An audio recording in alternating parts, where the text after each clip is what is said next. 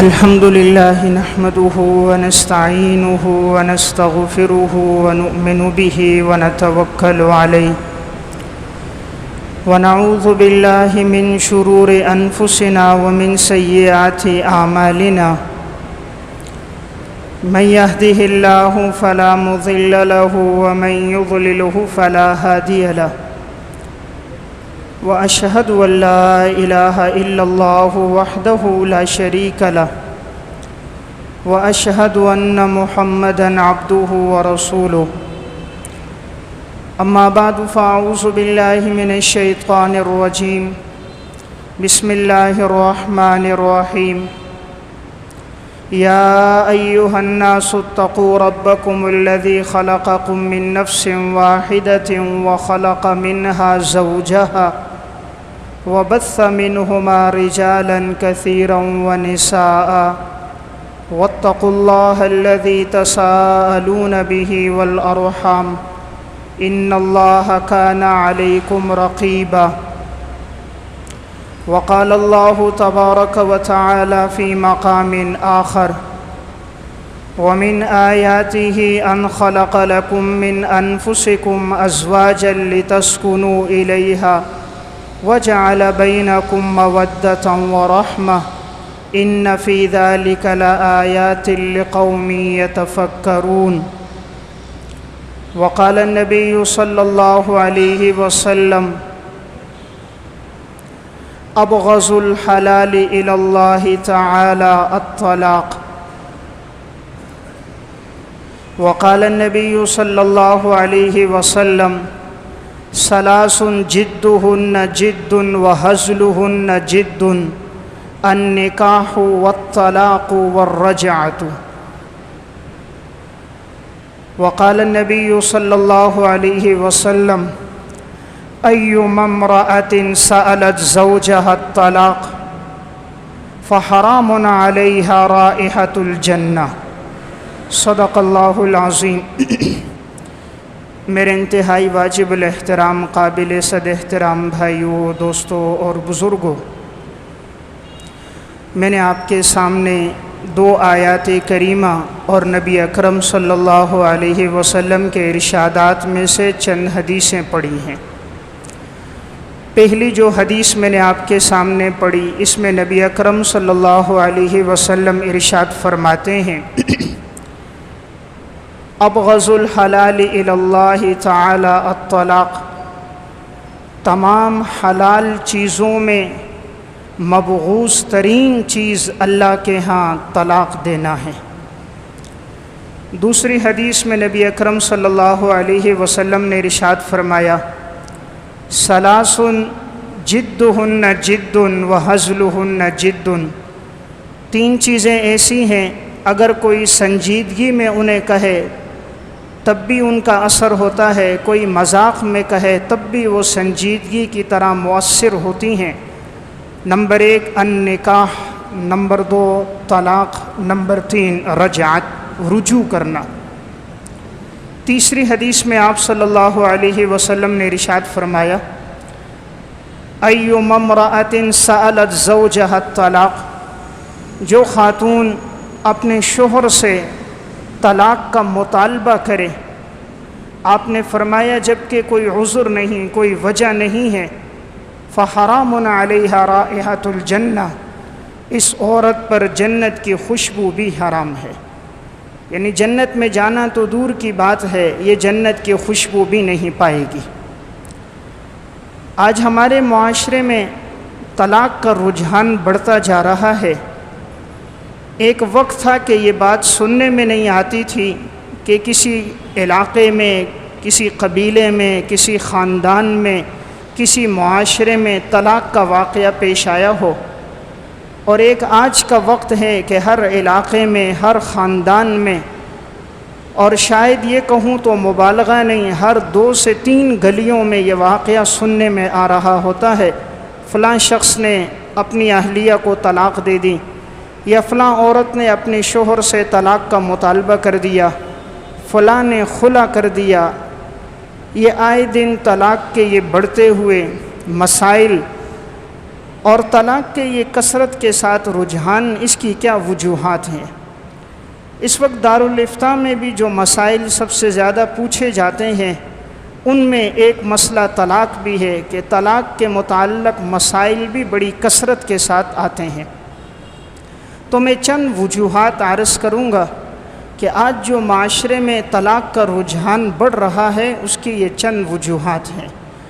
اگر ان وجوہات میں سے ہم میں سے ہر ایک یہ کوشش کرے کہ وہ وجوہات ہماری زندگی میں نہ ہوں، ہم اس سے بچنے کا اہتمام کریں، تو انشاءاللہ معاشرے کے اندر سے طلاق کا یہ جو رجحان ہے یہ ختم ہوگا اور آپس کی زندگیوں میں محبت اور الفتیں نصیب ہوں گی۔ سب سے پہلا سبب جو طلاق کا ہے وہ ہے گناہوں کی کثرت۔ جس معاشرے میں گناہ بڑھ جاتے ہیں، جس گھر اور قبیلے اور خاندان میں نافرمانیاں بڑھ جاتی ہیں، جہاں میاں بیوی کے آپس کی زندگی کے اندر، نجی زندگی کے اندر بھی، خاندانی امور سے متعلق زندگی میں بھی، گھریلو اور باہر کی زندگی میں بھی جب اللہ کی نافرمانیاں آ جاتی ہیں تو پھر نوبت طلاق تک پہنچ جاتی ہے۔ طلاق ایک بہت بڑی مصیبت ہے، یہ انسان کی بدعمالیوں کی وجہ سے۔ وَمَا أَصَابَكُم مِّن مُّصِيبَةٍ فَبِمَا كَسَبَتْ أَيْدِيكُمْ، اے انسان تیرے اوپر جو بھی مصیبت آتی ہے اس کا سبب تیری اپنی بدعمالیاں ہوتی ہیں۔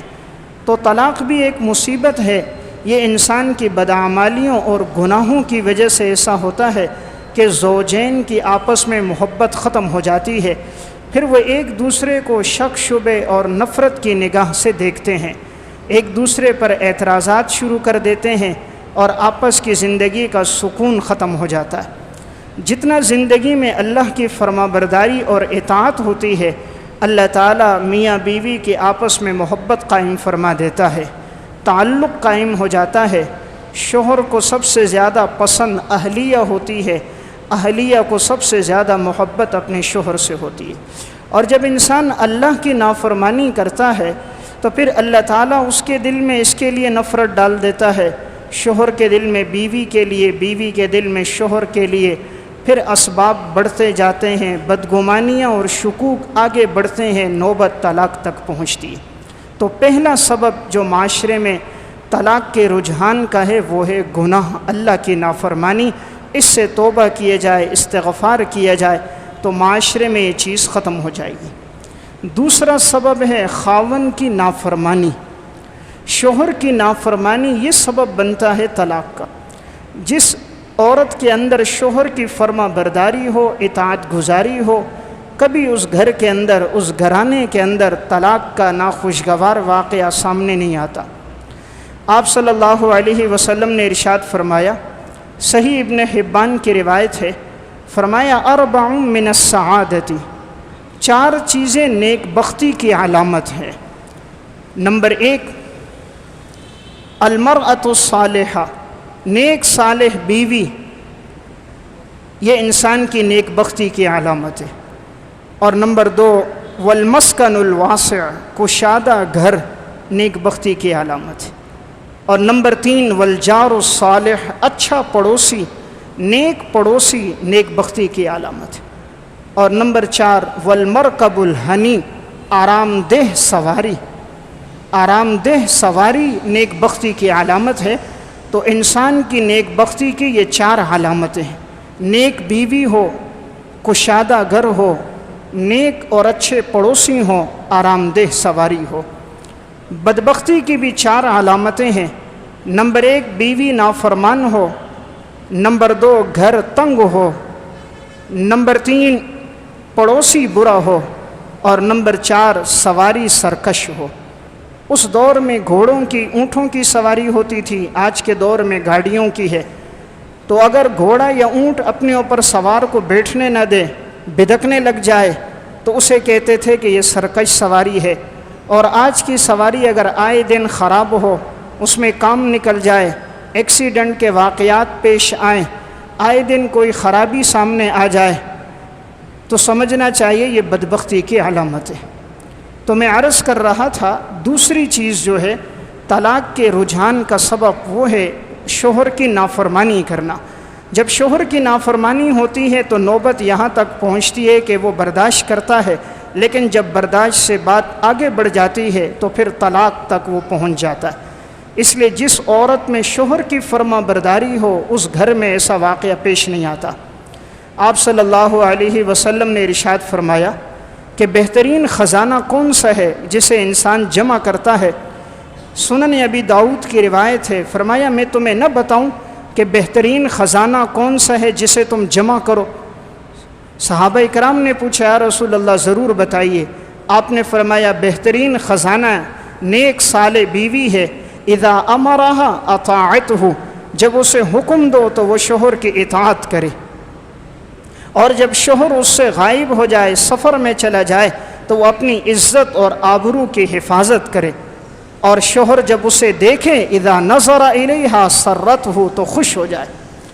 تو گویا عورت کے اندر نیک بختی کی علامات کیا ہیں کہ شوہر اسے دیکھے تو خوش ہو جائے، حکم دے تو وہ اطاعت کرے، شوہر موجود نہ ہو تو اپنی عزت اور آبرو اور شوہر کے مال کی حفاظت کرے۔ تو گویا آپ صلی اللہ علیہ وسلم نے یہ علامات ذکر فرمائی۔ تو دوسری بات کہ طلاق کا رجحان اس وجہ سے ہے کہ شوہر کی نافرمانی بڑھتی جا رہی ہے۔ تیسرا سبب جس کی وجہ سے طلاق پیش آتی ہے وہ ہے زبان درازی، کہ جب عورت بد اخلاقی کرتی ہے اور اپنی زبان پہ قابو نہیں رکھتی تو اس وجہ سے طلاق کا واقعہ پیش آتا ہے۔ جو خاتون اپنی زبان کو صحیح استعمال کرے، اس کو بیجا استعمال نہ کرے، اچھے اخلاق کو اپنی زندگی میں لائے، اس گھر میں کبھی ایسا واقعہ پیش نہیں آتا۔ اسی لیے تو آپ صلی اللہ علیہ وسلم نے جو سب سے وزنی عمل بتایا وہ اچھے اخلاق کو بتایا۔ آپ نے فرمایا ما من شیء اثقل فی میزان المؤمن یوم القیامہ من خلق حسن، انسان کے نامہ اعمال میں سب سے وزنی چیز جو قیامت کے دن ہوگی وہ انسان کے اچھے اخلاق ہوں گے۔ تو جس عورت میں، جس لڑکی میں بد اخلاقی ہوتی ہے، نتیجہ نکلتا ہے طلاق کا۔ اس لیے بیٹیوں کو اچھے اخلاق بتانے چاہیے۔ اخلاق کسے کہتے ہیں؟ صل من قطعک، جو توڑے اس سے جوڑو، واعف عمن ظلمک، جو ظلم کرے اسے معاف کرو، واحسن الی من اساء الیک، جو تمہارے ساتھ برا سلوک کرے تم اس کے ساتھ اچھا سلوک کرو۔ تو عورت میں جب یہ خوبی آ جائے کہ وہ اپنی زبان کی حفاظت کرے، شوہر کو جواب نہ دے، تو یہ گھر ہمیشہ خوشگوار رہتا ہے۔ چونکہ شوہر کے مزاج میں سختی ہوتی ہے اور اللہ نے اس کو مزاج دیا ہے الرجال قوامون علی النساء، کہ شوہر پورے گھر کا نگران ہوتا ہے۔ تو اب وہ جب دیکھتا ہے کہ عورت کی طرف سے بد اخلاقی، بد زبانی پیش آتی ہے تو وہ آپے سے باہر ہوتا ہے، نتیجہ طلاق تک پہنچتا ہے۔ اس لیے تیسرا سبب میں نے عرض کیا ہے وہ ہے زبان درازی۔ چوتھا سبب جس کی وجہ سے معاشرے میں طلاق کا رجحان بڑھ رہا ہے وہ ہے بدگمانی کرنا، کہ میاں بیوی میں سے ہر ایک جب دوسرے پر بدگمانی کرتا ہے تو اس سے طلاق کا رجحان بڑھتا ہے۔ اب شوہر بیوی کے بارے میں ہر وقت یہ نگاہ رکھے کہ اس کا کسی سے تعلق ہے، چھوٹی چھوٹی باتوں پہ شکوک شبہات اس کے بارے میں قائم کرنا شروع کر دے، اور بیوی اپنے شوہر پر نگاہ رکھے، واپس آیا تو موبائل دیکھی، کہیں راستے میں نگاہ اٹھا لی تو پوچھا تم کس کی طرف دیکھ رہے تھے، کسی کا فون آ گیا تو بدگمانی، کس سے بات کر رہے تھے۔ ان بدگمانیوں سے شریعت نے روکا۔ یا ایھا الذین آمنوا اجتنبوا کثیرا من الظن ان بعض الظن اسم ولا تجسسوا، اے ایمان والو بدگمانی سے بچو، اس لیے کہ بعض بدگمانیاں گناہ ہوتی ہیں۔ ایاکم والظن فإن الظن اکذب الحدیث، بدگمانی سے بچو اس لیے کہ تمام باتوں میں سب سے جھوٹی بات بدگمانی ہے۔ تو ایک سبب جو معاشرے میں طلاق کا بڑھتا ہے وہ میاں بیوی کا آپس میں بدگمانی قائم کرنا، اس وجہ سے طلاق کا رجحان ہوتا ہے۔ نمبر 5، پانچواں سبب ہے طلاق کا مردانگی کا بیجا اظہار کرنا، کہ اللہ تعالیٰ نے مرد کو فوقیت دی ہے، قوت دی ہے، اب وہ عورت پر اپنی طاقت کا اظہار کرتا ہے بلا وجہ، بغیر کسی وجہ کے مار رہا ہے، پیٹ رہا ہے، برا بھلا کہہ رہا ہے، تانے کس رہا ہے، گالم گلوچ دے رہا ہے، اس سے نوبت طلاق تک پہنچتی ہے۔ اللہ نے مرد کو اگر مردانگی دی ہے، اس کا مقصد صرف گھریلو امور میں نگرانی کرنا ہے، بچوں کی اچھی تربیت کرنی ہے، اسے بیجا اور غلط استعمال نہیں کرنا۔ اسی لیے آپ صلی اللہ علیہ وسلم نے ارشاد فرمایا واتقوا اللہ فی النساء، عورتوں کے معاملے میں اللہ سے ڈرو، کہ انہیں کوئی تکلیف نہ پہنچاؤ، اس معاملے میں اللہ سے ڈرو، یہ اللہ کی بندیاں ہیں، اور تمہارے پاس آئی ہیں ایک کلمے پر، نکاح کے ایک بول پر انہوں نے اپنے ماں باپ کو، رشتہ داروں کو، عزیز و اقارب کو چھوڑا، اس لیے فرمایا ان سے اچھا سلوک کرو۔ چھٹی وجہ جو ہوتی ہے طلاق کی وہ ہے ہر وقت ڈانٹ ڈپٹ کرنا، ملامت کرنا۔ جب مزاج یہ بن جائے میاں بیوی کا کہ ہر وقت ملامت ہے، ہر وقت طعن و تشنیع ہے، تو پھر اس گھر میں سکون نہیں آتا۔ سکون چاہیے تو طعنوں سے بچنا ہوگا۔ اسی لیے آپ صلی اللہ علیہ وسلم نے فرمایا لیس المؤمن بالطعان ولا باللعان ولا الفاحش ولا البذی، مومن آدمی کسی پر طعنے نہیں دیتا، مومن آدمی بیہودہ گفتگو نہیں کرتا، مومن آدمی بد زبانی نہیں کرتا، مومن اس سے بچتا ہے، وہ کسی پہ لان تان نہیں کرتا۔ اس لیے طعنوں سے بچنا چاہیے، بدگمانی سے بچنا چاہیے، تو طلاق تک نوبت نہیں پہنچتی۔ طلاق کے اسباب میں سے ایک سبب ہے 7واں بخل اور کنجوسی کرنا، کہ جب شوہر اپنی بیوی کا حق مالی طور پر اسے نہیں دیتا اور ایک ایک روپیہ بڑی باس پرس کے پاس دے رہا ہوتا ہے، ایک ایک روپے کا حساب مانگ رہا ہوتا ہے، تو پھر گھریلو زندگی خوشگوار نہیں ہوتی۔ اسے گھریلو خرچ کے ساتھ ساتھ کچھ خرچ الگ سے بھی دیا جائے جو اس کی ذاتی ضروریات میں وہ استعمال کر سکے۔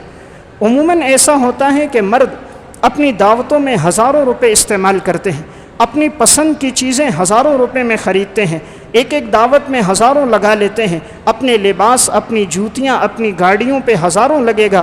گھر والی اگر مانگے گی تو پھر اسے گن گن کر دیں گے، اور پھر ان گنے ہوئے پیسوں کا بھی حساب لیا جائے گا۔ اس وجہ سے آپس میں نوبت طلاق تک پہنچ جاتی ہے کہ جب انسان بخل پہ زندگی لاتا ہے۔ اس لیے بہترین انسان وہ ہے جو اپنے گھر والوں کے ساتھ اچھا ہو۔ آپ صلی اللہ علیہ وسلم نے ارشاد فرمایا خیرکم خیرکم لنسائہم وانا خیرکم لنسائہ، اور ایک روایت میں خیرکم خیرکم لأہلہ وانا خیرکم لأہلی، تم میں بہترین انسان وہ ہے جو اپنے گھر والوں کے ساتھ اچھا ہو، اور میں تم میں سب سے بہترین ہوں کہ میں اپنے گھر والوں کے ساتھ اچھا ہوں۔ اس لیے بخل سے بچا جائے۔ 8واں سبب ہے حقوق کی عدم ادائیگی، کہ جب شوہر اپنی بیوی کا حق ادا نہیں کرتا تو حقوق کی عدم ادائیگی کی وجہ سے نوبت طلاق تک پہنچ جاتی ہے۔ اس لیے شریعت نے دونوں کو حکم دیا کہ ایک دوسرے کے حقوق کی ادائیگی ہو۔ آپ صلی اللہ علیہ وسلم نے ارشاد فرمایا آپ نے فرمایا کہ اگر مرد اپنی گھر والی کو دعوت دے، اپنی حاجت کے لیے بلائے، اور وہ عورت تندور کے کنارے پر روٹیاں پکا رہی ہو، آپ نے فرمایا وہ روٹیوں کو چھوڑ دے، پہلے اپنے شوہر کے پاس آئے۔ اس سے اندازہ کیا جا سکتا ہے کہ شریعت نے مرد کے حقوق کی کتنی رعایت رکھی ہے۔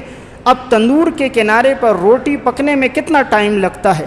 1 منٹ، 1.25 منٹ لگے گا، اس سے زیادہ نہیں ہوگا۔ گویا شریعت نے اسے اتنے انتظار کی بھی مہلت نہیں دی کہ تم اتنا انتظار بھی نہ کرو کہ روٹی پک جائے۔ روٹی جلتی ہے، جل جائے، شوہر کا دل نہ ٹوٹے، اسے تکلیف نہ پہنچے، تاکہ گھریلو زندگی خوشگوار ہو جائے۔ یہاں روٹی جلے گی صرف مالی نقصان ہوگا، وہاں اس کا دل جلے گا تو جانی اور جسمانی نقصان ہوگا۔ دونوں گھرانوں میں نوبتیں طلاق تک پہنچیں گی، نفرتیں بڑھیں گی۔ اس لیے آپ نے فرمایا کہ اگر شوہر بلائے، تندور کے کنارے ہے تو اپنی روٹی کو چھوڑ دے۔ تو گویا حقوق کی ادائیگی نہ کرنا، کہ میاں بیوی میں ایک دوسرے کے حقوق کی ادائیگی نہ ہو، تو اس سے بھی نوبت طلاق تک پہنچتی ہے۔ طلاق کے اسباب میں سے ایک سبب ہے 10واں، 9واں سبب ہے طلاق کا مطالبہ کرنا۔ عموماً ایسا ہوتا ہے کہ عورت خود مطالبہ کرتی ہے مجھے طلاق دے دو۔ حدیث میں بڑے سخت الفاظ میں وعید ہے۔ آپ صلی اللہ علیہ وسلم نے ارشاد فرمایا ایما امرأۃ سألت زوجہا، کہ جس عورت نے اپنے شوہر سے طلاق کا مطالبہ کر دیا، حالانکہ کوئی ضرورت نہیں، کوئی اس کو تکلیف اور پریشانی نہیں، آپ نے فرمایا فحرام علیہا رائحۃ الجنہ، اس پر جنت کی خوشبو بھی حرام ہے۔ اس لیے شریعت نے عورت کو بھی حکم دیا کہ کوئی بات ہے تو اسے برداشت کیا جائے، معمولی باتوں پر مطالبہ نہ کیا جائے۔ عموماً عورت کی طرف سے مطالبہ ہوتا ہے اور شوہر غصے میں یہ الفاظ کہہ دیتا ہے، زندگی بھر دونوں کو پچھتاوا ہوتا ہے، لیکن پھر کچھ ہاتھ میں نہیں رہتا۔ اس لیے اس چیز سے بچا جائے تاکہ یہ نوبت طلاق تک نہ پہنچے۔ 10واں سبب طلاق کا جو ہے وہ ہے وقت نہ دینا، کہ شوہر اپنی بیوی کو اور اہلیہ اپنے شوہر کو وقت نہ دے، تو جب یہ وقت نہ دینا یہ سبب بھی طلاق کے لیے ہوتا ہے۔ عموماً دیکھا یہ گیا ہے کہ مرد اپنے دوستوں کو بہت وقت دیتے ہیں، گھنٹوں دعوتوں میں گپ شپ میں گزر جاتے ہیں، آج کل گھنٹوں وقت موبائل میں لگ جاتا ہے، لیکن عورت کو دینے کے لیے وقت نہیں ہوتا۔ تو جب وقت کی عدم ادائیگی ہوتی ہے دونوں کی طرف سے تو نوبت طلاق تک پہنچتی ہے۔ عورت صبح سے شام تک انتظار میں رہتی ہے کہ میرا شوہر آئے گا، مجھ سے چند باتیں کرے گا، کچھ میری بات سنے گا۔ اب وہ گھر لوٹے نہیں، اور اگر لوٹے تو موبائل میں ہو، یا لوٹے تو فوراً ہی سو جائے، تو وقت نہ دینے کی وجہ سے بھی نوبت طلاق تک پہنچتی ہے۔ 11واں سبب جس کی وجہ سے معاشرے میں طلاق کا رجحان بڑھ رہا ہے وہ ہے گھر والی کے رشتہ داروں کو اہمیت نہ دینا۔ عموماً یہ ہوتا ہے کہ مرد چاہتا ہے کہ میرے رشتہ داروں کو اہمیت دی جائے، مرد کے اگر والدین ہیں، ساس سسر جو عورت کے، اسے اہمیت ہو، میرا بھائی آئے، چچا آئے، پھوپھی آئے، خالہ آئے، بہنیں آئیں، اسے تو اہمیت دی جاتی ہے۔ اور اگر بیوی کے سسرال میں کے رشتہ داروں میں سے کوئی آ جائے، بیوی کی والدہ یا والد آ جائے جو اس کے سسر ہیں، یا ان کے بھائیوں میں سے رشتہ داروں میں سے کوئی آئے، تو مرد اسے وقت دینے کے لیے تیار نہیں ہوتا، اور اگر وقت دے بھی تو ان کا اکرام نہیں کرتا۔ جیسے وہ اپنے رشتہ داروں کا اکرام کر رہا ہوتا ہے، اس طرح وہ ان کا اکرام نہیں کرتا۔ اس سے نفرت کے بیج بڑھتے ہیں اور نوبت طلاق تک پہنچتی ہے۔